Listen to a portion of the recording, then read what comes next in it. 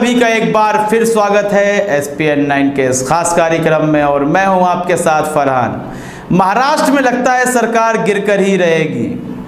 आपको चुनाव से पहले का वक्त भी याद है। चुनाव के बाद जब गठबंधन का दौर चल रहा था वह परिस्थितियां भी छुपी हुई नहीं है और राज्यपाल भगत सिंह कोश्यारी के स्टैंड को लेकर तो कोई पूछने और कुछ बताने वाली बात ही नहीं है। वह तो साफ चाहते हैं कि देवेंद्र फडणवीस कब शपथ लें और वह भी राज्यपाल के रूप में मज़े ले सकें। उन्हें मज़ा नहीं आ रहा है। राज्यपाल तो भारतीय जनता पार्टी के हैं लेकिन सरकार महागठबंधन की चल रही है, महाविकास अघाड़ी की चल रही है।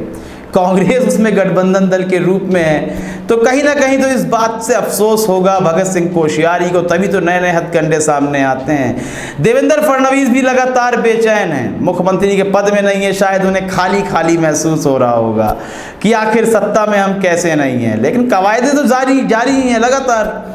तो जो कोरोना का संकट है तो उसमें महाराष्ट्र अव्वल में है, नंबर 1 में चल रहा है, फिर मध्य प्रदेश आता है, फिर गुजरात आता है। तो देवेंद्र फडणवीस का कहना है कि जो इतना मसला चल रहा है और सांसद हैं बीजेपी के नारायण राणे, उनका भी कहना है कि इस बड़े संकट को से उबारने में महाराष्ट्र को नाकाम नजर आ रहे हैं उद्धव ठाकरे।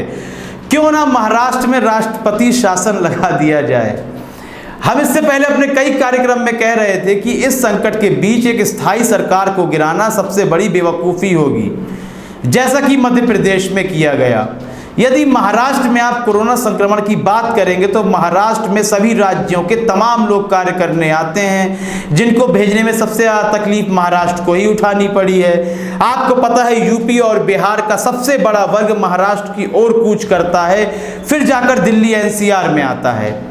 तो इन बातों को लेकर ध्यान में रखते हुए आपको यह फैसला करना होगा कि क्या महाराष्ट्र में संक्रमण की जो स्थिति है वह सरकार की लचर व्यवस्था है या वहाँ जनसंख्या का ज़्यादा हो जाना है।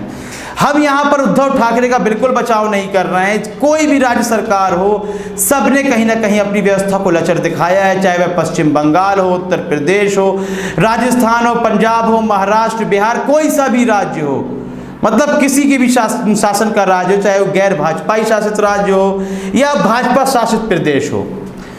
तो यहाँ पर राष्ट्रपति शासन लगाने की जब बात देवेंद्र फडणवीस और नारायण राणे द्वारा की जाती है तो अब बिल्कुल बात स्पष्ट हो गई है कि आप कोरोना को भगाने के लिए, उस पर विजय पाने के लिए कार्य नहीं कर रहे हैं, बल्कि जिन राज्यों को आप हार चुके हैं तो आप लगातार कवायद और कोशिश कर रहे हैं कि उन राज्यों को कैसे कैप्चर किया जाए, कैसे उन्हें अपने तक लाया जाए। आखिर हम सत्ता से दूर कैसे हैं? हम तो बड़ा बहुमत पाने वाले दल हैं, हम लगातार इन राज्यों में कैसे हार गए? जो भारतीय जनता पार्टी के लिए सबसे ज़्यादा मुसीबत बनी थी, जिन राज्यों में मुसीबत हुई थी उनमें से एक झारखंड है, दूसरा महाराष्ट्र है, जहां भारतीय जनता पार्टी एक तरफा जीतने की कामना कर रही थी, आशा कर रही थी, और वहीं जब उसे बुरी तरह हार मिलती है और महाराष्ट्र में तो एक अलग ही संयोग बन जाता है कि गठबंधन दल जीता हुआ था, भारतीय जनता पार्टी सरकार बनाने वाली थी, लेकिन शिवसेना के जो उसने प्रस्ताव रखा, उस प्रस्ताव को मंजूर ना करके भारतीय जनता पार्टी ने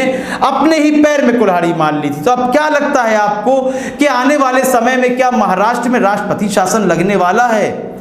क्या महाराष्ट्र अब उद्धव ठाकरे के नेतृत्व में ना चलकर राज्यपाल भगत सिंह कोश्यारी के नेतृत्व में चलेगा?